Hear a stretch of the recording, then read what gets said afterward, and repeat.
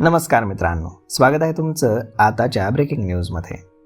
मित्रांनो, सरकारी नोकरीमध्ये असणाऱ्या लोकांना पाहिलं की खाजगी क्षेत्रातील नोकरी करणाऱ्या मंडळींना यांचा हेवा वाटतो। या नोकरदारांना मिळणारे वेतन, लागू होणारे वेतन आयोग आणि सर्वात महत्त्वाचं म्हणजे सुट्ट्या, सोबतच अनेक सवलती, यामुळे सरकारी नोकरीसाठी प्रयत्न करा असा सल्ला काही होतकरू तरुणांना दिला जातो। अशा या सरकारी सेवेत असणाऱ्या कर्मचाऱ्यांसाठी एक महत्त्वाची माहिती शासनाद्वारे जारी करण्यात आली। बदलीच्या नियमांमध्ये झालेल्या बदलांबाबतची ही माहिती असल्यामुळे याकडे दुर्लक्ष बिलकुल करू नका। तर मग चला जाणून घेऊयात काय बदल झालाय। तर महाराष्ट्र राज्य शासनाच्या अखत्यारीत येणाऱ्या सार्वजनिक आरोग्य विभागानं 15 एप्रिल रोजी एक शासन आदेश जारी केलाय, ज्यामध्ये या विभागातील गट ब, क आणि ड मधील कर्मचाऱ्यांच्या बदली प्रक्रियेमध्ये पारदर्शकपणा आणि सुसूत्रतेसह पदांमध्ये समतोल राखण्यासाठी सर्वसमावेशक बदली धोरणाची निश्चिती करण्यात आलेली आहे।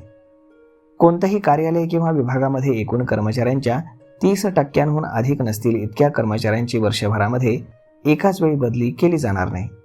दर कॅलेंडर वर्षामध्ये विनंती बदल्यांचे आदेश सप्टेंबर आणि डिसेंबर महिन्यामध्ये जारी केली जातील।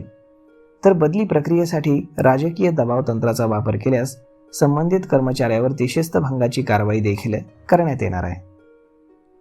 सदर धोरण प्रक्रियेमध्ये सार्वजनिक आरोग्य विभागाधीन येणाऱ्या सर्व संस्था, कार्यालयामधील कर्मचारी, अधिकारी यांच्यासाठी हे सर्वसमावेशक बदली धोरण लागू राहील।